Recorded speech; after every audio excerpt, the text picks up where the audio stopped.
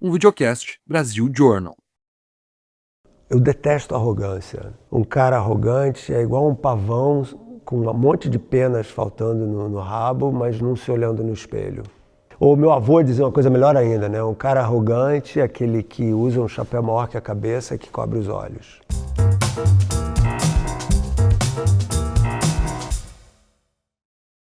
Olá, estamos aqui no mais um encontro do Business of Life, lugar bem distante das terras brasileiras onde a gente costuma fazer os nossos encontros.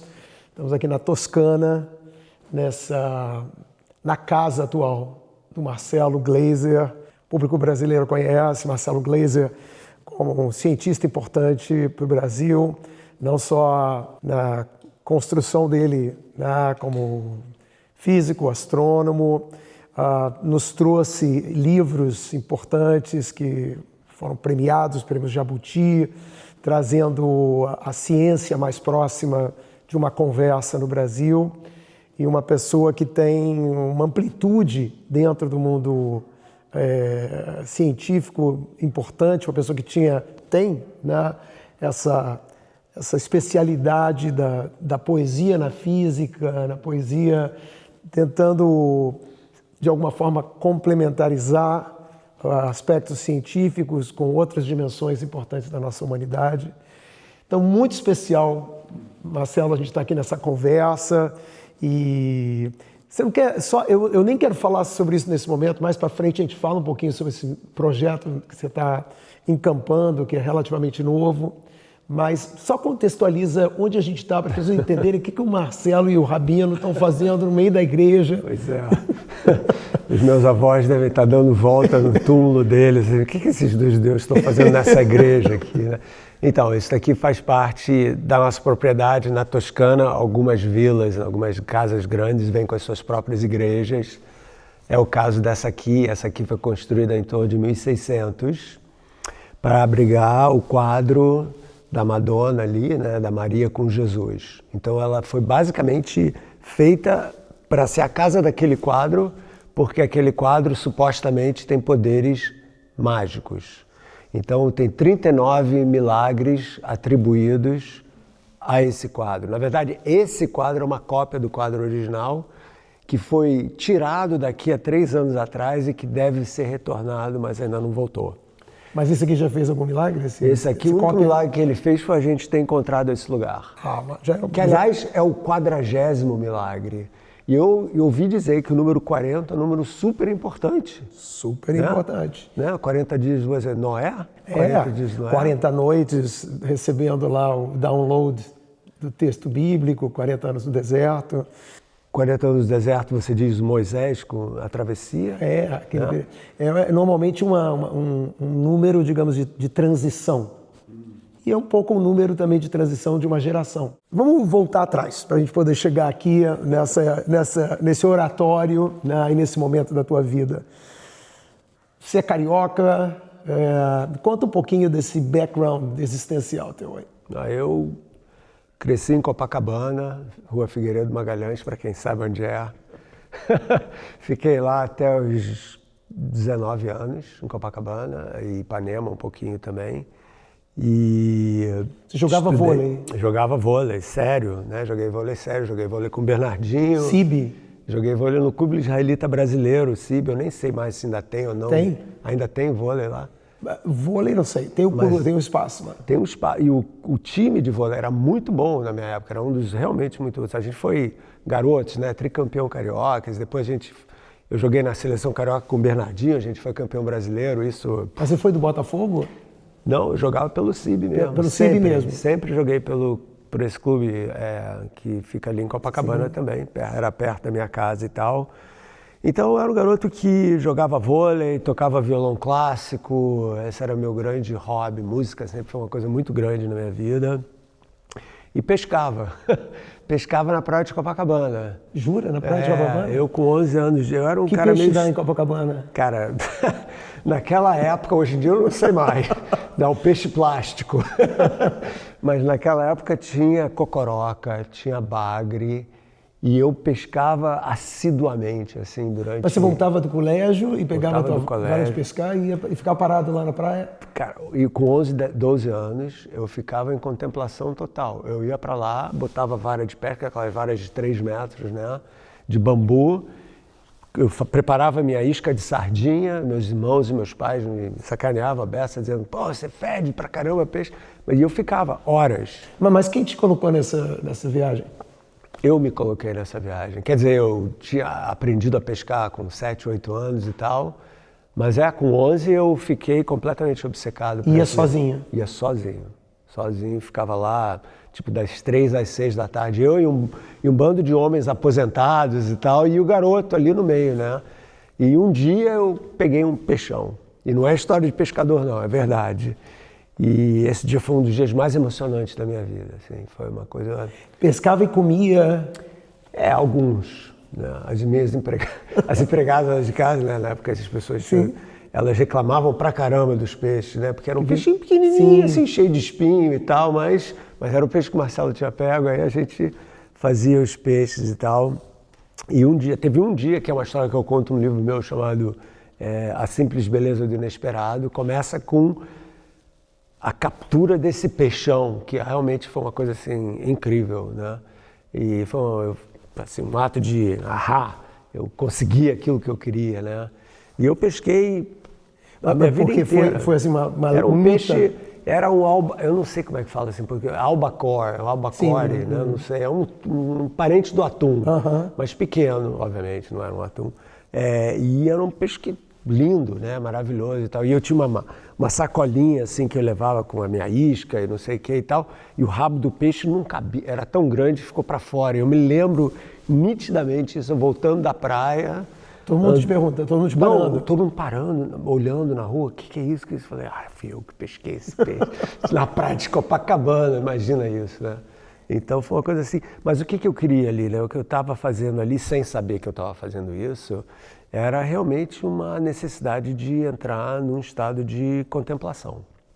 Eu queria estar sozinho, eu queria, para mim, né, olhar para o mar, né, principalmente na praia, assim, você está direto na linha do horizonte, né, que é onde o mar e o céu se encontram. Então aquela é a nossa única grande percepção, talvez, do infinito concreto, né, que a gente tem. E de alguma forma aquilo me atraía profundamente. E que você continua olhando pelo telescópio porque você acha esse outro horizonte, que é mais longe, mas é um horizonte. E uma correção, eu sou teórico, né? Então eu nunca olhei quer dizer, profissionalmente, né? Mas assim, poeticamente... Poeticamente eu você olho vive pro olhando universo. por esse...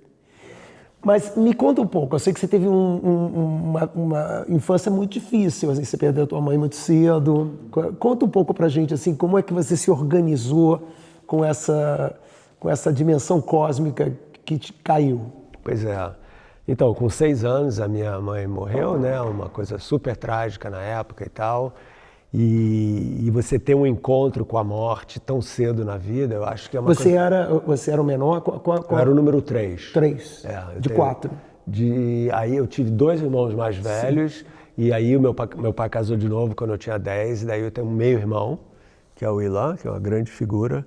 Mas, então eu estava meio sozinho ali, meio largado, porque o Rogério tinha 13, o Luiz 15 e eu tinha 6. Então realmente era uma distância meio grande. Então eu fui um garoto que eu cresci meio sozinho, vamos dizer assim. Óbvio, tinha minhas avós, que eram ótimas, mas então a solidão sempre foi uma coisa próxima. Elas que ocuparam um pouco aquele espaço para ajudar teu pai? Sim, as minhas avós, principalmente a minha avó paterna, a Fanny Glaser, e a minha tia também, que era casada com a irmã do meu pai, chamada Rosaléia. E então, quer dizer, eu ficava muito ali naquele órbita familiar, né? Mas eu voltava para casa, estava meu pai, que segurou uma barra emocional. Ele só recasou, quanto tempo passou para ele? Então, 4 anos depois que a minha mãe faleceu. Então era aquela coisa, né? Você cresce diferente, porque você vai para a escola, todas as mães estão pegando os filhos, né? E eu não tinha mãe para pegar o filho, né? Aquela coisa de você estar... Então isso daí abriu um vazio existencial gigantesco na minha vida, que eu acho que você nunca se recupera disso, você vai se transformando de acordo com isso na vida. Eu acho que a minha vida foi muito uma expressão de como eu lidei e continuo a lidar, de uma certa forma, com essa perda, né? E então a questão da pesca que a gente estava falando antes, né? Era um encontro com o infinito, né? Aquela coisa, o mar e o céu, e o meu nome, né? Marcelo, né? Então tinha uma coisa assim, isso eu não sabia de nada disso, isso é uma história que eu fui criando depois, entendeu? E tinha uma dimensão esse mar de uma presença da tua mãe? Aonde? Na minha... Nesse vazio que fica pro menino. Não, eu via ela, né? Assim, eu morava numa casa que tinha um corredor super longo, né? E eu tinha medo desse corredor, muito medo desse corredor, porque era escuro e eu tinha muito medo do escuro, eu tinha um horror do escuro, até uns 14 anos de idade, assim. E eu via a minha mãe flutuando naquele corredor, quer dizer, tinha uma projeção, né, dessa vontade de estar com ela. Tanto que depois, fora a pesca aos 11 anos, eu também fiquei obcecado por vampiros. Então, a mesma idade, foi uma coisa, eu não sei o que aconteceu ali. Olha só isso, eu pegava o ônibus sozinho em Copacabana, com uma maleta preta, ia para a Biblioteca Nacional, no centro da cidade. Pô, de Copacabana, com 11 anos, pegava 2 ônibus, sei lá, para ficar estudando, fazendo pesquisa sobre vampiros. Sobre vampiro. Então, li todo Drácula, comecei a ver, mas onde é que é esse lugar aqui e tal, olhava nos mapas e tal. Por que vampiro? Na época, obviamente, eu não tinha a menor ideia, mas aí eu comecei a pensar, peraí, o vampiro é o único monstro sobrenatural que tem um rosto humano, né? Ele não é um lobisomem, ele não é um Frankenstein, ele não é um fantasma, ele pode passar por um humano, né? E ele não está nem morto nem vivo. Então essa minha atração, eu falei, quem sabe se eu virar um vampiro um dia, eu vou poder, enquanto morto, encontrar com a minha mãe. E você tinha já essa pegada de uma curiosidade, que transformar isso numa pesquisa? De onde vem isso? Pois essa coisa de ir para a Biblioteca Nacional, isso é totalmente instintivo. Eu não sei de onde vem isso. Eu tinha amigos queridos na época que eram donos, não sei se você lembra disso. Lembra da editora Delta? Claro. Lá? Então, eles eram os donos da Delta, da família Coogan-Lorsch. E eu era muito amigo deles. Então, eles recebiam muitos livros, né? E um dia o pai desses meus amigos, ele me deu de presente um livro chamado a história, como é que é?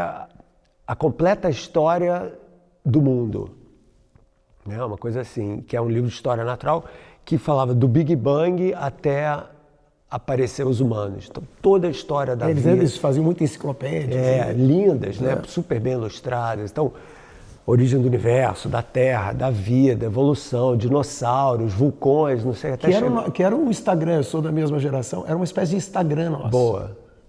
Boa analogia. Totalmente. E eu devorei aquilo, né? Eu falei, uau. Então acho que e eu devia ter mais ou menos essa idade aí, tudo nessa fase dos 10 aos 12, mais ou menos.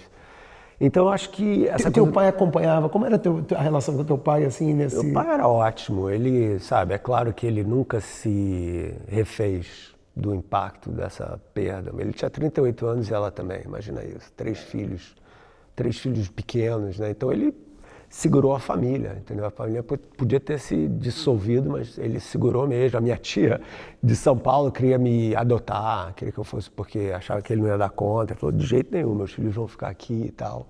E eu gostava muito dessa tia, então eu acho que eu até... talvez você fale, pô, deixa eu ir. Mas acabei que não fui, né? Então ele era uma pessoa... Mas era um pouco para sair também desse corredor escuro? Para tentar uma outra vida, outra visão, né, e tal, uma outra cidade, aquela coisa toda. Mas ele foi sempre, ele amava música, era um grande músico ele também, pianista, tocava violão muito bem, acordeon. De profissão ele era dentista. Então música era muito presente, livros eram muito presentes. Ele ficava tocando, você não acompanhava? Direto, ele tocava e eu cresci com ele tocando, né? E eu achava fantástico isso. E um dia eu, com 13 anos, eu acho, eu resolvi que ia tocar violão. Aí, meu estilo de sempre, quando eu invento alguma coisa, eu mergulho de cabeça total, né? E comecei a tocar violão clássico, estudava 2 a 3 horas por dia, até o meu dedo sangrar. Porque tocar violão, né? Pô, fiquei bem razoável, né? E falei, pai, eu quero ser músico com 15 anos. Ele falou, você tá louco? Vai ser músico, vai morrer de fome no Brasil, não sei o que e tal. Ele falou um negócio, você pode amar a música sem ser músico. Né? Aí até hoje eu amo a música, toco violão, mas obviamente nunca fui profissional nem nada disso. Mas ficou essa coisa dele. E os teus irmãos mais velhos tentaram ocupar um pouco esse lugar assim de... Sim, quer dizer, o Luiz era bem mais velho, de uma certa forma, assim, mas ele estava meio fora já, né? Foi para Paris, em 1968, meio que fugindo da bagunça toda que estava acontecendo, né? Mas o Rogério, sim, o Rogério foi o cara, assim, o cara que me pegou mesmo e me levava para praia com os amigos dele. Imagina, 7 anos. Era o irmão pentelho, né? O irmão chato. A diferença né? era de quanto tempo? 7 anos, assim, né? Imagina que chatice levar né? Mas ele me levava ao cinema, me levava, sabe? Então, ele era torcedor doente do Fluminense. Então eu ia para o Maracanã com ele, ver os jogos. E você virou Fluminense também por ele? Eu não tinha na minha família, naquela geração não tinha escapatória, agora virou bagunça.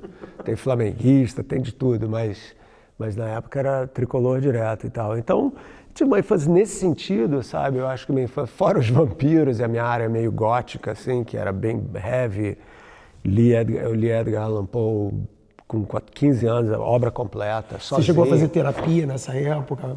Não, nunca fiz terapia. O único encontro que eu tive com a terapia foi o seguinte, com 19 anos, 20, eu já estava fazendo física, estava na PUC do Rio de Janeiro, e a minha professora era ex-aluna do Hélio Pellegrino, que foi um grande psicanalista brasileiro, né, um gênio total.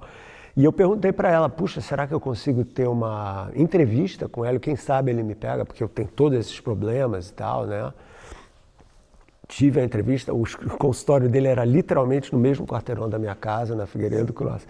Bom, aí fui lá, falei com ele das minhas perdas, das minhas crises, mas também falei, na época eu já estava totalmente ligado com física, com misticismo asiático, eu era muito estudante de taoísmo, principalmente taoísmo, mas também budismo e tal.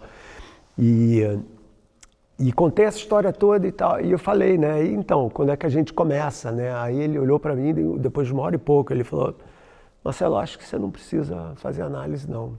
Eu falei, mas como não, né? Eu contei tudo isso para você, essas tristezas e tal. Ele falou, não, porque você já está no seu caminho, e para mim a análise é uma procura.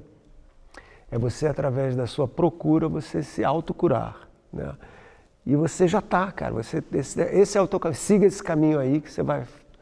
Então, os meus amigos que faziam análise há 10 anos falaram, pô, o cara te deu alta na entrevista. Não é possível, pô. Então, mas o ponto é que ele sacou uma coisa que eu não tinha sacado, que eu estava meio que me vitimizando, né? Coitadinho de mim. Não, eu posso imaginar que retorno maravilhoso esse para você, ó, de se imaginar uma pessoa assim que precisava tanto de cuidados. Exato. E de repente receber um feedback assim de you're doing well. Um cara super respeitável, né? Super, assim, um dos grandes e tal. É tipo pescar um peixão. Eu fiquei meio decepcionado na hora, concordo, porque eu queria estar com ele, eu queria tentar me aprofundar dessa forma, mas tudo bem. Daí nunca mais fiz, realmente nunca mais. Casei com uma psicóloga, né? Mas no colégio você era disciplinado? Você era sempre bom aluno, assim? Eu era bom aluno, não era super bom aluno, mas era bom aluno. E das exatas? Principalmente, história, literatura, e depois um pouco de biologia também, mas matemática, eu tive problemas sérios com matemática até uns 15 anos, mais ou menos. Aí eu falei, eu vou aprender esse negócio na marra. Aí estudei, eu não sei se apareceu uma convolução extra na minha córtex, não sei. De repente tudo fez sentido. Mas você entrou, porque somos mais ou menos da mesma época, eu fiz PUC também no início da minha carreira lá na área de engenharia. Você entrou para engenharia ou você entrou para física? Então, eu fiz vestibular para engenharia química na UFRJ, porque meu pai não queria que eu fosse físico. Falou, tá louco, quem que vai te pagar para contar estrela? Eu falei, mas pai, físico não conta estrela. Ele falou, não interessa, você precisa fazer Ele estava pensando como um bom pai. Falou, pô, cara, tem que ter uma profissão de verdade, né? E aí, engenharia química, o Brasil estava entrando naquele processo todo na época de Angra, não sei o que e tal, vai lá, faz. E aí eu entrei para engenharia química e ficou muito claro para mim rapidamente na universidade que o meu negócio não era engenharia, era física, era realmente uma ciência Mas a tua fundamental. escolha para exatas lá atrás foi um pouco da época, porque era uma época que quando eram umas profissões meio que top no Brasil, que se você tinha uma boa qualificação, né, assim, em termos acadêmicos, você ia para engenharia, você ia para medicina. Engenharia e medicina. Você né? entrou nesse caminho assim, ou você tinha uma escolha? Não, a minha escolha era que eu queria fazer ou física, ou música, ou psicologia, né? E no final da história não fui aprovado paternalmente. Então eu resolvi ir para engenharia química, que era uma mistura de tudo. Tinha matemática, tinha física, tinha química, então eu estava meio nessa... Né? No ensino médio eu já era bem nerd, assim, eu tinha grupo de estudos. E aí, por conta dessa dimensão mais humana que tinha, a física apareceu como um lugar menos árido do que a engenharia? Eu acho que não era só isso, eu acho que tinha uma coisa mais existencial mesmo, com relação ao fato de que a física faz as perguntas mais fundamentais sobre a natureza da realidade, né? O que é o espaço, o que é tempo, o que é matéria, o que é energia, né? E eu, nessa minha ânsia de transcendência, a pesca com horizonte, os vampiros com vida e morte e tal, eu falei, caramba, de repente através da ciência eu posso encontrar um caminho que me faça compreender de uma forma mais profunda o mistério da existência. Aí eu li o Einstein, o livro A Evolução da Física do Einstein, né, que é o único livro assim mais popular que ele escreveu. Falei, puxa, dá para fazer esse tipo de ciência? Isso é ciência. Mas você não ficou com medo, até pelaquela orientação do teu pai, de que você ia virar professor de física? Porque o Brasil, precário... Você teve aquele professor da PUC que era o Pierre, se chamava? O Pierre Lucie. Pierre Lucie era legendário. Era legendário, que era uma figura assim que, inclusive, refletia o não Brasil. Era francês. Então, assim, eu tive aula com ele e para mim era assim, um marco de dizer assim, pô, no Brasil não dá para fazer ciência. Você vê que assim, o Brasil tem quase que um cientista estrangeiro que veio cair aqui de repente, né? Sabe que não, porque o que aconteceu? Eu, quando fui para o UFRJ, os meus professores de física lá eram fantásticos, entendeu? Então, o Ildeu de Castro, eu não sei, que é um cara que é muito ligado com política científica e educacional no Brasil, um cara incrível. Cara, foi um professor maravilhoso. Eu sei que ele, sabe, então eu acho que ele me colocou nesse patamar de, uau, dá para fazer isso aqui. Aí, quando eu descobri que a física na PUC, na época, era muito melhor era melhor do Brasil, não tinha, naquela época, não, eu fui para lá, né? Aí lá eu fui aluno do Luiz Davidovich, que é esse daí foi o melhor professor que eu tive em toda a vida, em todos os países em que eu estudei, em termos de habilidade de explicar e de, vamos dizer assim, eu fiz a primeira prova com ele, quando eu me fui super mal na primeira prova que eu fiz, e eu podia ver nele assim, pô, como é que você, de todos os meus alunos, como é que você vai mal na minha prova, né? E aqui eu senti aquela coisa do professor que realmente está interessado e tem carinho pelos alunos, né? E eu me virei para me dar melhor e o cara me ajudou muito nesse sentido, sabe? Então, o amor dele pelo ensino fez com que eu quisesse aprender mais. Então, ele foi um cara muito inspirador na minha carreira. Ele nem sabe disso, provavelmente, mas talvez um dia saiba, não sei. Mas ele foi um cara brilhante. Então, a PUC me deu todos os instrumentos que eu precisava, aquela história do medo. Eu sempre fui um cara meio... eu sempre quis estudar na Inglaterra, desde criança, né? Porque aquela coisa óbvia, né? Vampiro, literatura gótica... Então, podia ter escrito Harry Potter. Quem dá, já pensou, podia ter me dado melhor se tivesse escrito Harry Potter. Mas, então eu sabia que eu queria sair do Brasil, né? E estudei para isso e acabei ganhando uma bolsa para fazer o doutorado na Inglaterra e fui. Aí a minha filosofia, enquanto estava fora, enquanto estiver dando certo aqui fora, eu vou ficando, né? Aí você termina o doutorado, Na época não precisava voltar, hoje em dia mudou essa política, né? Então, aí eu consegui um pós-doutorado num lugar excelente. Você foi para King's College, right? No doutorado eu fui para King's College, da Universidade de Londres. Foi até engraçado quando eu ganhei o prêmio Templeton, o presidente, né? Não é bem presidente, mas o decano lá da universidade me ligou e falou: você é o terceiro aluno do King's College que ganha esse prêmio. Eu falei: é mesmo? Aí ele falou: primeiro o Desmond Tutu fez doutorado lá em religião e o Rabino Sacks. O Sacks. Que também. Uau! Então, eram os caras de religião, de ciência não, né? Mas você foi o único latino-americano ever, em todos os tempos. Por enquanto. Por enquanto, até sempre. Mas... E só não fui o primeiro judeu por causa do Sacks, eu acho. Acho que não teve outro não antes de mim. Teve alguma especificidade o prêmio, assim, por algum trabalho específico ou era uma coisa mais genérica? O prêmio ele é dado basicamente para pessoas que fazem alguma diferença no enriquecimento espiritual da humanidade, né? Então eu acho que no meu caso, eu acho que foi muito essa relação que eu tenho entre ciência, espiritualidade, religião, sabe, essa maneira de pensar sobre ciência de uma forma mais humanista e também de abrir caminhos espirituais para a humanidade, não só tecnológicos, né? De mostrar que essa contemplação do mistério da existência na ciência não é só científica. Ela é parte, eu sempre falo, né? Nós da humanidade, nós humanos, a gente tem um quarteto existencial que nos suporta existencialmente, né? Então você tem a filosofia, a religião, a ciência e as artes. São 4 maneiras da gente expressar o mistério do que é ser humano, que é uma coisa que você tanto cultiva aí no que você faz também, né? Mas você, quando começa o início da tua carreira, na parte profissional, assim, você está mais dedicado à aula? Na aula não, à pesquisa. À pesquisa? Direto, assim, Aula, era pesquisa direto? Você só começa a dar aula quando você vira professor assistente, que você vai ser... Eu só fui virar professor assistente depois de, 4 anos de doutorado e mais 5 anos de pós-doutorado, depois de 9 anos, desde que eu entrei para a PUC até... E aí sim, aí você começa a dar aula de física, mas também tem que fazer pesquisa, senão você não ganha. E a tua pesquisa tinha uma... Então, pois é, aí é que tá. A minha pesquisa... Eu, quando era aluno da PUC, tinha um professor incrível de eletromagnetismo, Gilson Carneiro, eu lembro o nome dele até hoje. E esse cara, porque eletromagnetismo é super técnico, você deve talvez ter estudado isso na engenharia um pouco, muita matemática, muita equação diferencial parcial, é enrolado.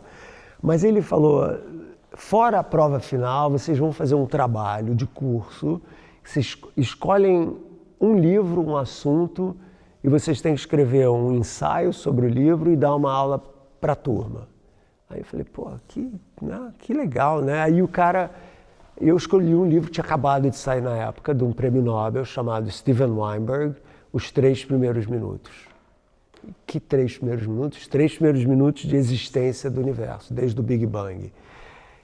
Porque a física nessa época já tinha meio que reconstruído, não tudo, mas uma boa parte dessa história. E quando eu li aquele livro, eu fiquei assim, é isso. Eu tenho que estudar cosmologia, sabe? Imagina você usar a física para poder entender a história do universo, contar essa narrativa, fazer parte dessa construção de uma narrativa que é de onde vem tudo, né? Então isso daí me conquistou. E nesse momento assim, que você está pensando em ir para um lugar tão conceitual, você já tinha resolvido seus problemas com matemática? Já, total. Não, matemática, você não se forma em física Sim, sem... Isso que eu imagino. Não te assustava o desafio matemático que... Não, eu adorava. Foi assim uma inversão do horror ao êxtase. Né? Isso aconteceu com 15, 16 anos, assim, caiu a ficha, né, como se diz, e você realmente entende ela de uma outra maneira, né, mais holística, assim, sabe? Alguém te ajudou nisso? Não muito.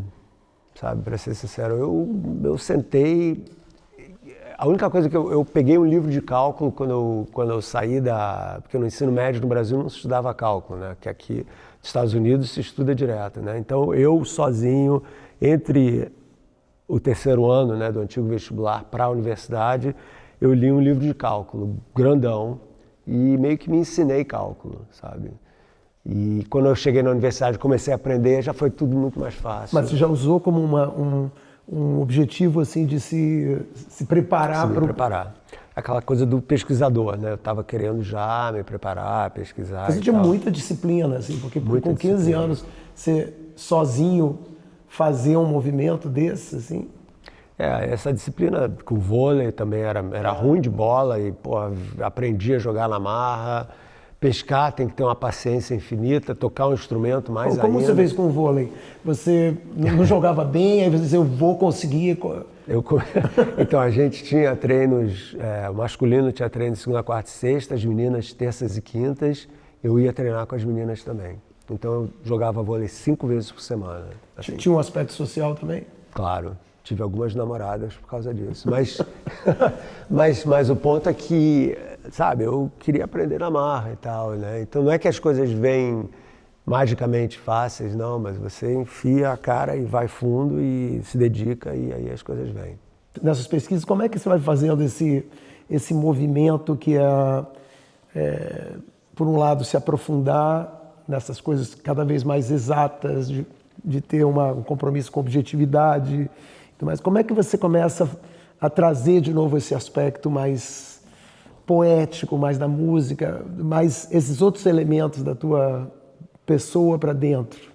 Eu acho que, na verdade, eles estavam sempre lá. Então, por exemplo, quando eu estava fazendo doutorado em Londres, Londres, para mim, é o melhor lugar do mundo para música, tanto para música clássica quanto para rock, né? Então, eu assistia muitos concertos, sabe? Muitos. Porque a minha universidade atravessava a ponte, dava direto no Royal Festival Hall, que é onde tinha lá, né, London Symphony e tal. Então, eu ouvia todas as sinfonias do Mahler, sabe? Eles tinham esses ciclos, assim, né? Então, eu acho que estava tudo lá dentro e eu continuava lendo filosofia, sempre li filosofia. Isso é uma coisa que...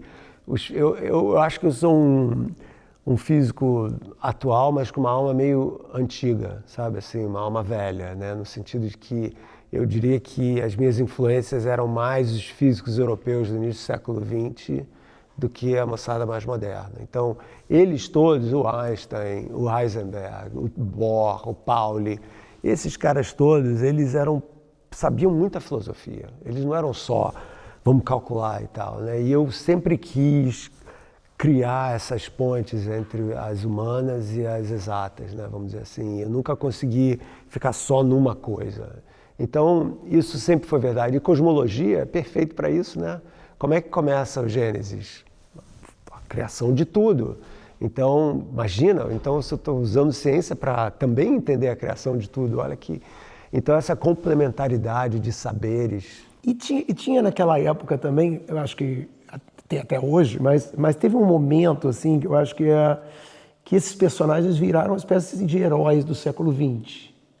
Tinha um fascínio, obviamente o Einstein, que a gente passou hoje a tarde toda aí ouvindo, eram novos heróis que estavam aparecendo, assim, que eu acho que, obviamente no século XIX tinha grandes cientistas e tudo mais, mas eu acho que houve uma ocupação de um lugar, assim, isso na biografia dessas pessoas, como aventureiros intelectuais, assim. Eu acho que você tem esse lado, né, que eles enxergaram a natureza da realidade mais longe do que todos os outros, com a física quântica, com a teoria da relatividade. Uau, isso é uma coisa que expandiu o nosso horizonte do que é a realidade de uma forma sem precedentes, né? O Newton fez coisas incríveis no século XVII, mas o que esses caras fizeram juntos, né, foi assim realmente fantástico. E fora isso, eles, de certa forma, né, pelo menos os que trabalharam no projeto Manhattan, salvaram o mundo dos nazistas.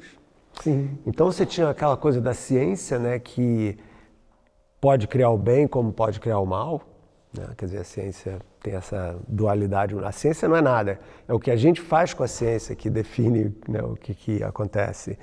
Então isso aí tinha esse lado heróico também. E a exploração, eu com 10 anos eu assisti a Apolo posando na Lua, né? Eu me lembro perfeitamente desse momento. Eu também me lembro.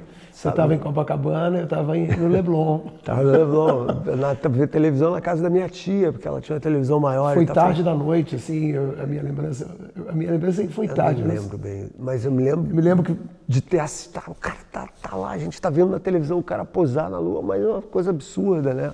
Isso para mim era totalmente fascinante. Então essa coisa da ciência heróica, do épico, sabe, da ciência, então quase que uma coisa meio mítica, né? Vamos desvendar os segredos da natureza e da natureza humana também, né? Aquela coisa. Eu lia muito Freud e Jung, então misturava tudo. Esses personagens, eles integraram muito a ciência com uma coisa existencial, né? Você lembra que tem quase que uma curiosidade, assim, meu avô, na época que estavam descendo na Lua, eu lembro disso, olhando aquela televisão preto e branco, né? Aquelas gigantescas televisões que a gente tinha.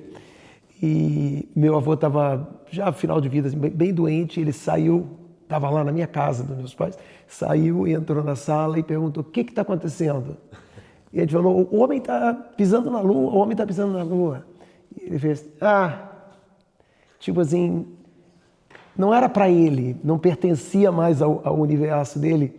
E nós ali, crianças, era a nossa realidade. Era a nossa realidade, né? Da gente, pela primeira vez na história da vida na Terra, uma espécie animal saiu da Terra. Isso é uma coisa incrível, né, para mim, né? Então, eu sempre... E aí essa relação do Einstein com relatividade, espaço, cosmologia, então para mim esse era o meu caminho, né? E era legal ter esse lugar assim, de repente estar tratando com coisas, né?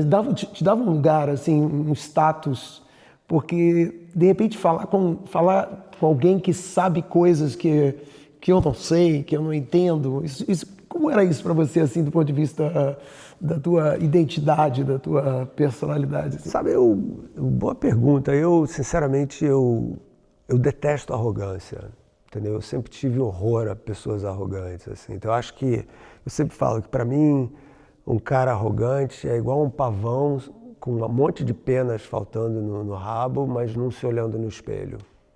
Saca, assim? Porque todo mundo tem penas faltando, né? Ninguém tem Ou meu avô dizia uma coisa melhor ainda, né? Um cara arrogante é aquele que usa um chapéu maior que a cabeça e que cobre os olhos. Uau! Ótimo isso. Né?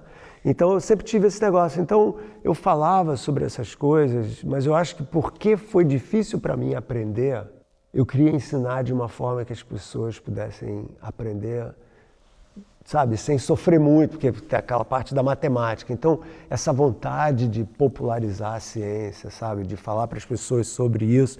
Eu sempre falei, ciência faz parte da cultura. Você lê um romance, você lê um poema, você escuta uma sinfonia, você tem que saber o que é física quântica, você tem que saber o que é teoria relativa. Você tem que entender que universo é esse. Sim, esse é o universo em que a gente vive, a tua casa cósmica. Então, eu sempre achei que era uma coisa que todo mundo tinha que saber. Mas quando vem aquele sujeito que fala assim, a coisa mais grosseira do mundo, em termos assim, né, que apresenta para você, como é que você segura a sua reação de lidar com essa... Porque, no fundo, é um refinamento, né, é uma capacidade de entender esferas, né, instâncias. E não provavelmente não é comum. Como talvez em outras áreas, na música, em outros lugares, você vai encontrar uma pessoa que vai vir de uma forma muito grosseira. Assim. Olha, eu diria o seguinte, o problema não é o não saber, o problema é o não querer aprender. Esse para mim que é o problema, entendeu? Então um cara que não sabe e que insiste no que está fazendo sem saber, esse daí é um problema. Mas se é uma pessoa que diz... Eu não sei, mas eu quero aprender e eu estou aqui, sabe? E isso é uma coisa muito linda, né? Porque você tem essa troca de conhecimentos e tal. Então, para mim, eu sempre tive bastante paciência com relação a isso, né? Eu não sei... A gente hoje, alguém falou que... Quantas vezes perguntaram para o Einstein se ele acreditava em Deus, né? E, pô, eu não sou Einstein, mas muitas vezes já me perguntaram se eu acredito ou não. Quer dizer, então você desenvolve uma paciência que tem a ver com o fato de que ninguém tem a obrigação de saber quem você é, ou como você pensa, mas você tem a obrigação de poder se expressar da melhor maneira possível para o maior número possível de pessoas. né? Para mim, pelo menos. E você fez uma transição muito interessante, assim, porque você acabou saindo do Brasil, foi fazer tua vida, teve tua vida familiar, toda no exterior, tua vida profissional no exterior. Um brasileiro desses que mergulhou começou nessa Inglaterra, foi para os Estados Unidos, né? Mas em dado momento o Brasil reentrou na tua vida. Entrou. Quer dizer, o que aconteceu, né? Na verdade, meio que pela porta dos fundos. O que aconteceu foi, quer dizer, eu saí do Brasil em 1982 para fazer o doutorado, tô ficando velho. Aí, em 1990... O problema não é 1982, é 82 fazer doutorado. Fazer o doutorado, Quer dizer, já tinha... Se você me disse que está indo para a faculdade. Pois é. Aí em 94, eu ganhei um prêmio importante da Casa Branca. E aí eu fui para casa. E quando a Embaixada do Brasil descobriu que um brasileiro, eu tinha, em 94 eu tinha 35 anos, tinha ganho um prêmio por causa da física, não sei o que, da Casa Branca, que o Bill Clinton ia dar. Aí eles me chamaram lá, fizeram uma recepção, daí a TV Globo descobriu, o Fantástico descobriu, mandaram um repórter lá para fazer uma matéria comigo. E aí e a coisa meio que... E eu perguntei, eu acho que ele chamava Chico Pinheiro, esse repórter. Sim. Pode ser? E eu perguntei, falei, mas por quê, né? E ele falou um negócio para mim que me marcou muito, entendeu? Que eu nem me encaixo muito nesse perfil, mas ele me disse o seguinte: o Brasil precisa de um outro tipo de herói. Os heróis brasileiros são jogadores de futebol, músicos, todos os dois fantásticos, né? Mas cientista, não tem muitos na visão popular. Quem que conhece? Todo mundo devia conhecer um cara como Luiz Davidovich, mas muito pouca gente conhece um cara como Luiz Davidovich, entendeu? Porque ele é um mega cientista, assim, entendeu? A gente teve aquele paulista que até dizem que merecia um Nobel, como chamava o Scheinberg? Sim, o Scheinberg. É isso mesmo, é o Scheinberg. Que dizem que era uma pessoa fantástico, muito qualificada. Muito. Ele era um astrofísico. E ele trabalhava com o Fred Hoyle, que é em como que as estrelas fazem elementos químicos mais pesados. Então tem um processo que foi descoberto muito importante, chamado processo Urca, porque eles estavam trabalhando ali perto da Urca, tinha um cassino. Sim. E tinha a ver com probabilidades, esse processo que eles descobriram. Então usaram um cassino para fazer o estudo? Usaram o nome, Urca. Sim. Né? Mas as probabilidades não têm nada a ver com o cassino. Não. Só porque cassino ganha, perde, probabilidade do jogo e tal. É porque o cassino já estava fechado. Mas você vê, o Mário Schemberg... Mário Schemberg é um cara que, quando eu era aluno da PUC, eu fui assistir ele falar, e ele fez uma conferência brilhante sobre crítica em artes. Ele era um fantástico crítico de artes. Eu falei, o cara é um astrofísico brilhante, mas também é crítico de arte. Ele era um grande cientista humanista. Grande. Podia ter vindo a esse encontro aqui, porque porque era um personagem... Não, ele totalmente podia estar aqui. Então isso também me impressionou muito. Falei, cara, primeiro, o Brasil tem um grande cientista de importância, como tiveram outros, mas esse eu conheci pessoalmente e tal, como ele era humanista também. Isso daí é uma coisa muito legal, né? E aí a TV Globo te oferece para participar? Aí a TV Globo, e eu descobri, puxa, as pessoas no Brasil têm interesse nisso. Aí as páginas amarelas da Veja, aquela coisa e tal. E na época, eu estava começando, foi literalmente o primeiro ano que eu desenvolvi um curso novo na universidade chamado Física para Poetas, que é basicamente a história da física, sem equação, sem matemática, só as ideias de como a humanidade contempla o mistério do universo através dos tempos, desde os mitos de criação, tem Gênese lá, até os gregos e a Renascença, Newton, Einstein, Big Bang, etc. Então, e é um curso que não tinha um livro-texto. Daí eu falei, vou escrever um livro. Aí tinha um cientista super famoso chamado Freeman Dyson, ele estava visitando a minha universidade e ele era um cara que escrevia muito para público geral. E aí eu falei, o que você acha que eu escrevo um livro? Ele falou, escreve o primeiro capítulo e deixa eu ver. Aí eu escrevi o primeiro capítulo desse livro, A Dança do Universo, que é sobre mitos de criação. E ele adorou e falou, escreve o livro. Daí o livro virou o livro-texto, e quando eu publiquei nos Estados Unidos e depois no Brasil, aí é que a coisa pegou, 96, 97. O livro virou um mega best-seller lá, né, no Brasil. E a Folha de São Paulo, o Matina Suzuki, era editor-chefe na época, me chamou para escrever uma coluna semanal, chamada Micro Macro, que eu escrevi durante 20 anos para a Folha de São Paulo, todo domingo, sem falha, né? Então tem milhares de ensaios, né, com eles lá. E aí é que a coisa pegou. Eu fui fazer o lançamento do livro, desse Dança do Universo, no Planetário do Rio de Janeiro. Foi a primeira palestra pública que eu dei no Brasil, né? E, pô, era 7, 8 da noite, sei lá, tava maior tráfego para chegar no planetário e tal. Falei, pô, deve ser a hora do rush. Tinham 1000 pessoas na fila e só tinha um auditório de 120 lugares. Eles botaram um telão do lado de fora e eu falei, o que está acontecendo aqui? Quer dizer, as pessoas queriam isso, né? Aí é que eu falei, então, vocês querem isso? Beleza, eu vou começar. Aí eu realmente comecei a me dedicar muito mais essa área de divulgação da ciência, né? E tiveram uns caras no Brasil que não pode, está fazendo errado, né? Essas besteiras todas, mas aí a coisa foi de lá para cá, a história que você conhece aí. Incrível, assim, né? Você fez um programa também no Fantástico, que duas séries no Fantástico, sim. Um chamado Poeira das Estrelas. Aí a coisa, na época, né, não sei como estava, mas na época o Fantástico, você fazia um programa, tinha 30 milhões de pessoas assistindo, era uma coisa gigantesca, né? E foi muito legal, a gente viajou pelo mundo, sabe, fizemos gravações incríveis. Fui na casa do Einstein, em Berna, na Suíça, onde ele escreveu as equações lá, E igual a MC2, né? Na frente da estação de trem, por isso que ele fica falando da analogia com o trem e tal. Então foi muito bacana e daí uma geração nova, né, de pessoas começou a se inspirar muito por esse trabalho, né? E hoje em dia você tem ótimos influenciadores, né, youtubers no Brasil e tal, dessa nova geração que leram a Dança do Universo quando eles eram crianças, vamos dizer assim, adolescentes, né? Então é uma coisa muito linda muito de legal, ver. Muito incrível, linda mesmo. Muito incrível. E vamos falar um pouquinho aqui desse, a gente está aqui nesse lugar, que é um novo capítulo da sua vida. É um novo capítulo.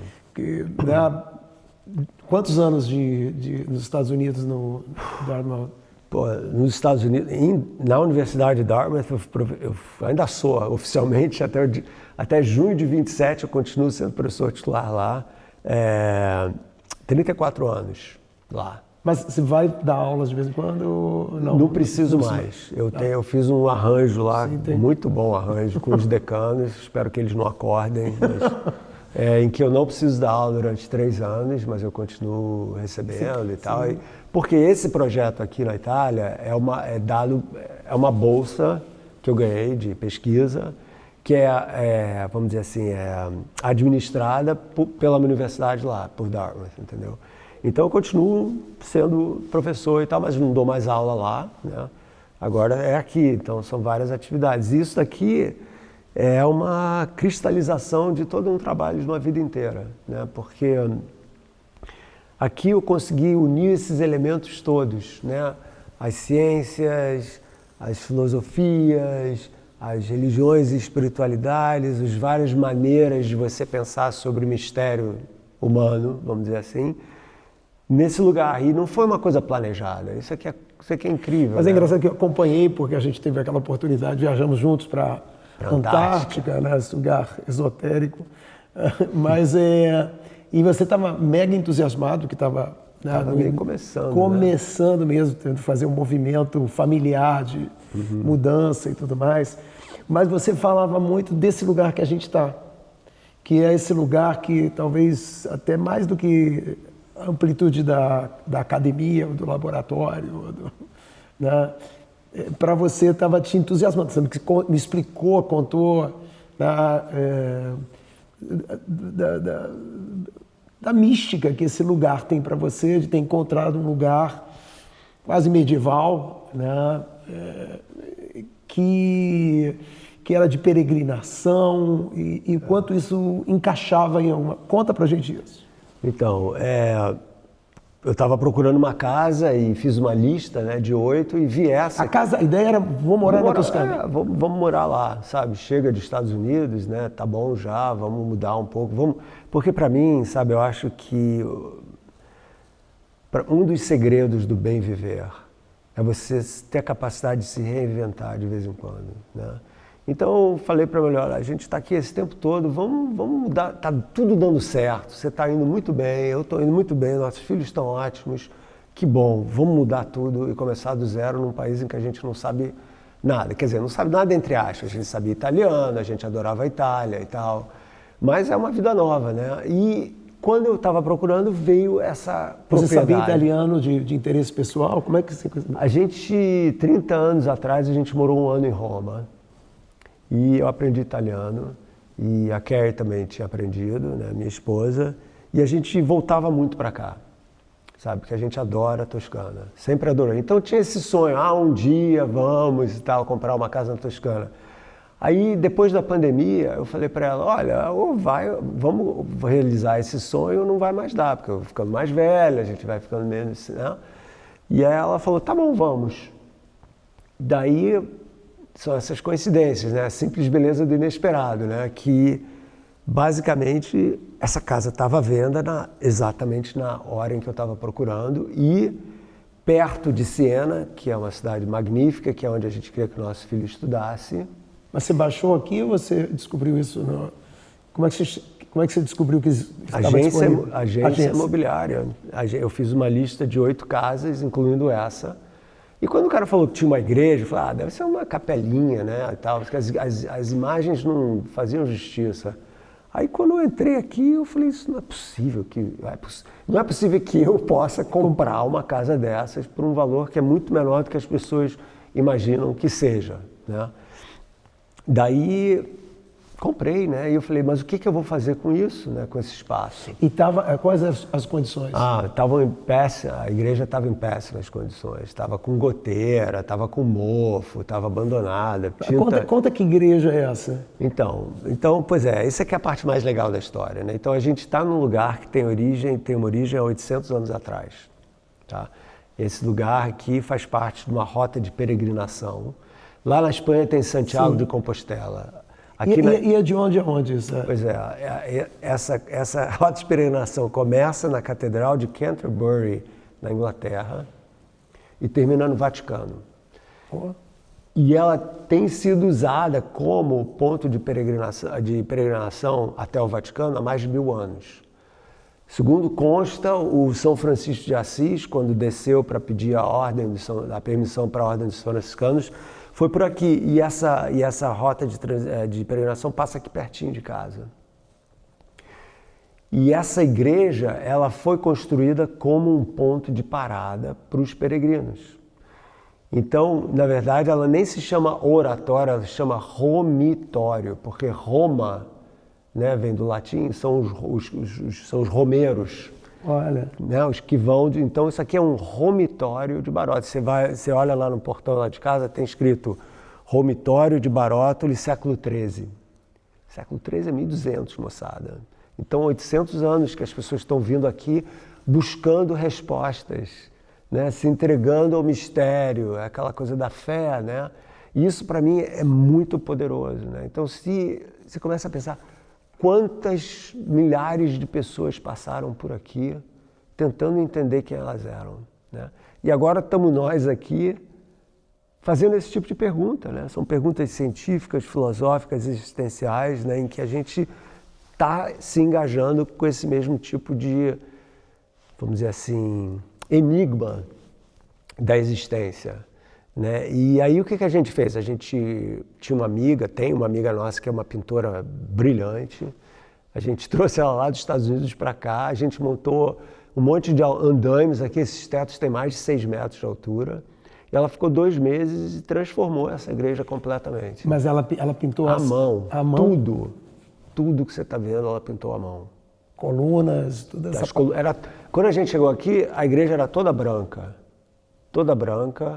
com exceção de umas linhazinhas azul claras e tal, só.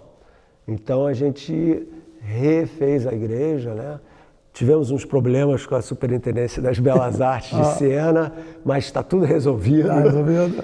Porque o quadro original, lembra que eu falei Sim. que tinha sido, eles querem trazer para cá de volta. Mas para o quadro original, que é de 1300, imagina isso, um quadro de 1300, né? Antes da Renascença de Florença, você teve o medievalismo de Siena. Então até dizem que a Renascença começou em Siena e depois é que foi para Florença. E o cara que pintou esse quadro aí, que é o Duccio Bonansegna, é um dos grandes medievalistas de Siena. Então eles querem trazer de volta o quadro para cá. Ele foi para restauração. Ele foi tirado pela família que era dona dessa igreja há 500 anos, né? Porque eles são donos, eles não são donos mais da igreja, eles são donos do quadro.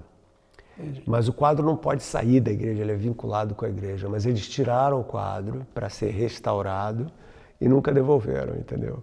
Então tá uma guerra lá entre eles, falam, não tem nada a ver com isso, eu vou esperar. Mas a ideia é que eventualmente volte. E agora que a igreja está nesse estado aqui, né? Sim. Dá para voltar. Então eventualmente vai voltar. Mas... E a ideia é que esse espaço acomode. Eu estou aqui convidado, né? Estou aproveitando para fazer essa conversa, numa coisa muito interdisciplinar, assim, né? Super. Essa ideia. A ideia. Então, a ideia é que a gente criou o que eu chamo uma incubadora para o florescimento humano. Basicamente essa que é a ideia. Essa é a missão desse lugar. Né? Em Florença. Florença. Não, porque Florença nasceu dessa ideia de florescimento, do iluminismo, do florescimento. Então você fala, pô, aqui do lado, né? Florença, estamos aqui do lado e tal. Então a ideia é trazer, tem várias coisas diferentes que a gente faz aqui, né? A que você está participando faz parte de um think tank, né? Quer dizer, basicamente eu chamo pessoas de áreas diferentes, como você viu, e a gente se reúne 3 vezes por ano, 3 semanas, né? uma semana de cada vez, para discutir algum determinado assunto. A gente falou sobre a natureza da inteligência, da vida, e agora a gente está falando sobre racionalismo, misticismo racional, né? O que é isso, né? E são assuntos que para mim são muito queridos, né? Vou escrever um livro sobre isso eventualmente, né? Então, para mim essa experiência está sendo incrível, que eu estou aprendendo muito com muita gente fantástica que vem para cá. Mas fora isso tem os outros lados, porque eu também quero que isso aqui se transforme numa escola. Eu fui professor a vida inteira, né? Então eu comecei esse ano agora, eu vou começar a oferecer cursos aqui, que as pessoas pagam para passar uma semana Os cursos ainda não começaram? Não começaram, vou começar em junho. Primeiro chama Questione a Realidade, ponto de exclamação, que é sobre a natureza do espaço, do tempo, da física quântica, da mente, uma misturada assim. E a gente tem em geral as pessoas chamam de retiro corporativo, né? Ou de off-site, eu chamo de in-site, porque a gente está aqui. Site é visão e lugar, né? Uma coisa legal em inglês isso, né? Então você vem para cá para o insight, para ganhar insight sobre, no caso deles, uma liderança com o coração, né? Uma liderança que olha para o mundo com um olhar de pertencimento, não de controle, né? Então a gente desenvolveu toda uma narrativa, isso eu e a Carrie, né? Em que as pessoas vêm para cá e passam uma semana e a nossa missão é encantar essas pessoas, literalmente, né? Então, um encantamento mesmo e um reencantamento com a vida. A gente fala muito sobre mortalidade, sobre perda, sobre como lidar com a questão do legado, né? E a ideia de que só propósito não é suficiente, né? Então eu falo do que eu chamo uma liderança iluminada. Não é, todo mundo tem... Cara, uma bactéria tem propósito. Propósito não quer dizer nada, mas uma liderança iluminada é uma coisa diferente. Então a gente tenta criar um espaço em que as pessoas podem vir para cá e se inspirarem um pouco, né? Para melhorarem o mundo ao jeito delas. Porque eu pensei o seguinte... A liderança corporativa tem um poder muito grande de afetar muita gente, né? Então, isso aí tem um efeito multiplicador muito importante. Então não é um a um, é um que vai, se a gente fizer o trabalho direito, vai inspirar outras pessoas. Então é feito bola de neve, né? Então a ideia é um pouco essa aqui, né? Então quando eu falo florescimento humano, é muito nesse sentido. E tá indo aí vocês super têm bem. todo um olhar assim, né, da alimentação, né, de como tornar esse momento assim, né, interligado assim, numa percepção assim, de estar se educando tanto na área intelectual, filosófica, espiritual, quanto também assim realmente como vivência, uma coisa que a gente sempre quer muito, né? Tem muita música, que é uma coisa que a gente aqui não tem, mas a gente oferece música aqui. Por exemplo, a gente abre com um coral de 12 vozes que cantam cantos gregorianos e madrigais medievais nessa igreja Luz de Velas. Uau! Que é uma coisa de rasgar coração, assim, não fica um olho seco aqui na igreja, entendeu? E vocês trazem de onde isso? De Siena. De Siena. Eles são fantásticos e tal. Então a gente começa um pouco, então tem uma coisa de sensibilizar as pessoas para uma vida bela que contamine um pouco, sabe, que vá para os outros também, né? Então a gente fala muito de gratidão, de graça, grace, né, em inglês, e que pelo menos por enquanto tem sido muito emocionante e tal. E você entrevistou o Renato de Beatpoca, e a moçada de Beatpoca está vindo para cá daqui a pouco. Porque a gente quer criar uma parceria com eles em que a gente vai fazer um pouco dessa experiência lá em Ibiti. E vai acontecer, agora em agosto a gente já vai ter o nosso primeiro grupo lá também. Então, né, a ideia é essa. E é legal porque eu mantenho uma relação direta com o Brasil. E do ponto de vista dessa proposta, que eu acho que interessa a todo mundo que está em determinado momento assim, de vida, tudo, que é essa ideia de vocês de transição, de fazer essa peregrinação existencial, de sair de um lugar que vocês estavam com tudo organizado, com tudo assim, no lugar certo, né? Que vocês têm um filho até idade relativamente pequena, né? Assim, jovem, que agora tem essas tensões dele seguir, ele volta. Né? Pois é. Conta um pouquinho pra gente, até desse lugar muito humano, assim, cósmico, de você tentar mudar o seu lugar. Isso é uma coisa muito interessante, assim, que nessa poesia da gente perdido num planeta que está boiando no meio do nada. Então, né? você tem aquela lenda do judeu errante, né? Eu estou me sentindo um pouco assim, porque essa é a terceira vez que eu sou imigrante num país novo. Eu fui para a Inglaterra, depois para os Estados Unidos e agora na Itália, né? E a diferença é que, bom, quando eu fui para os Estados Unidos eu era bem jovem, não ligava muito para essas coisas e tal, né? Mas eventualmente as pessoas me conheciam na cidade, os médicos, todo mundo banco, né? E aí eu cheguei aqui na Itália e ninguém me conhece, né? Então ninguém sabe. Quer dizer, eu tenho uma posição como professor visitante na Universidade de Siena, porque eles me conhecem lá, mas então aquela coisa do anonimato, sabe, de você realmente ser um imigrante, né? Então quando eu vou fazer fila lá para ter a permissão de residência na Itália, eu tô com o pessoal do Afeganistão, o pessoal de Gana na mesma fila. Não tem, né? E às vezes meus irmãos falam, pô, é do Brasil, cara, vai pro Brasil, você vai estar, entendeu? Eu tô lá também, entendeu? Mas eu acho que isso aqui faz parte um pouco desse meu caminho, né? E agora, como você falou aí, o nosso filho menor, o Gabriel, ele vai voltar para os Estados Unidos, a gente descobriu isso ontem, ele foi aceito lá nas escolas. Foi aceito? Foi. Parabéns. Então a gente vai ter uma vida híbrida. Nos Estados Unidos, lá metade do ano e aqui metade do ano. Então vai ser uma coisa assim, a gente ainda... Então, para mim isso é muito legal, porque tudo é um fluxo, né? A gente está falando muito nessa questão de fluxo, né? De ir se aprendendo quem você é a partir de você não saber quem você é. Aquilo que você estava falando tão bem hoje, né? A gente não tem a menor ideia de quem a gente é. Então eu acho que quando você, vamos dizer assim, força a sua própria barra e se coloca numa situação inusitada em que você não tem controle, você encontra parte de quem você é que você nem conhecia. Então para você crescer, você tem que arriscar. Esse aqui é o ponto, né? E isso aqui para mim é a grande procura. O Hélio Pellegrino, pô, ele tinha toda a razão, cara.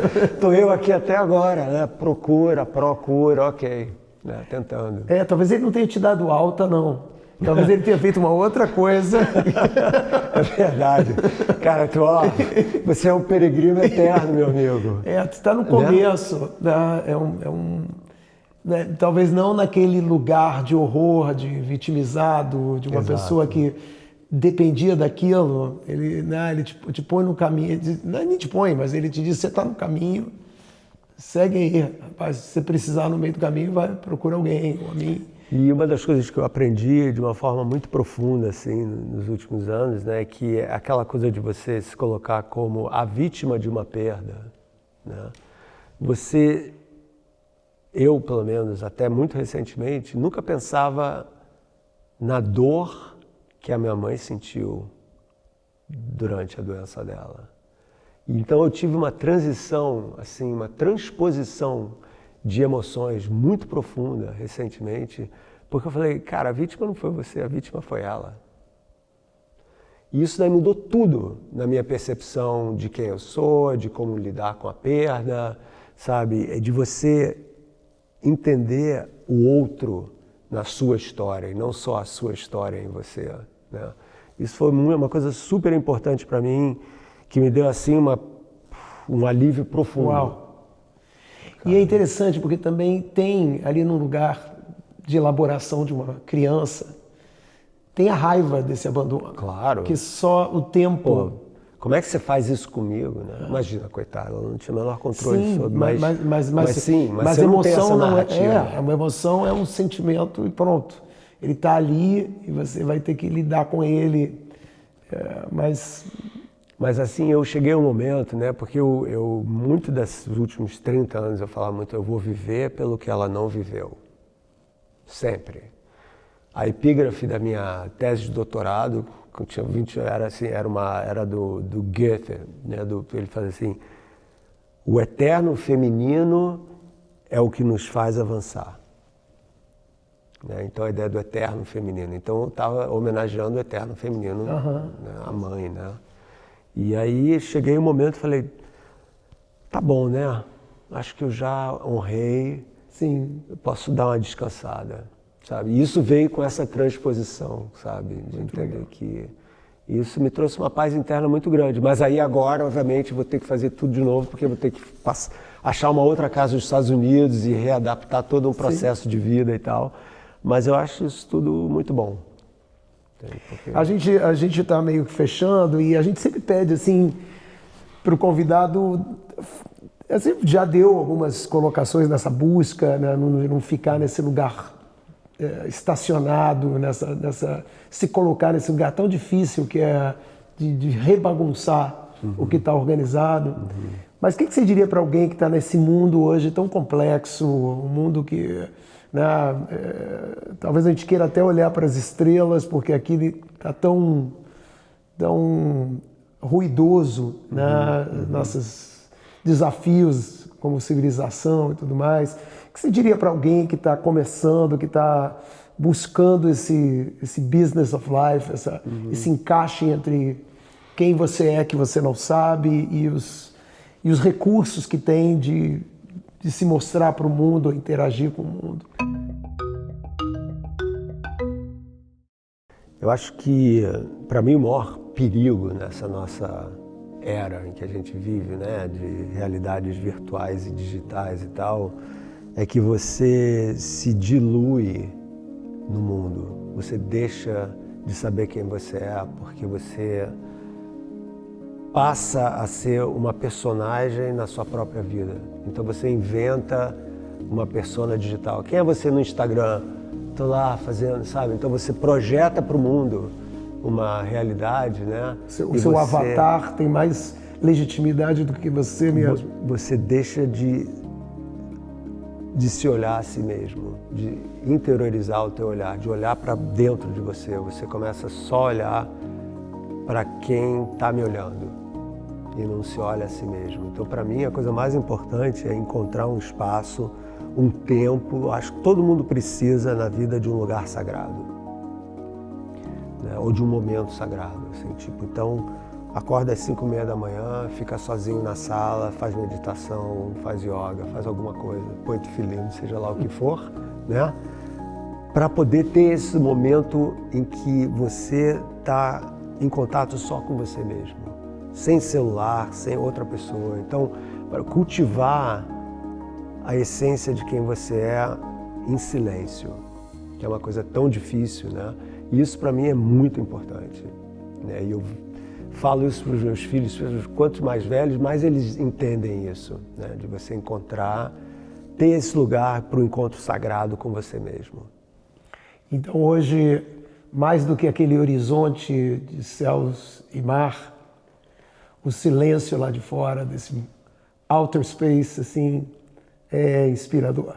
É inspirador, e eu vou dizer uma coisa, essa igreja aqui tem um silêncio completo e totalmente profundo. Assim, é uma coisa, essas casas de pedra, né, com esses muros assim. Então, esse encontro com o silêncio aqui, para mim, é muito, muito importante e é um lugar sagrado, né, por história, né? Então, eu chamo disso de templo. É um templo para todas as maneiras de se olhar para o sagrado. Maravilha. Muito legal, te agradecer muito aí para contar um pouco dessa história de tentar amarrar os céus com a terra. Obrigado. Venham conhecer aqui o silêncio, mas mais do que o silêncio, aí os conteúdos que estão aqui reverberando aqui nessa proposta tão incrível que vocês estão iniciando aí.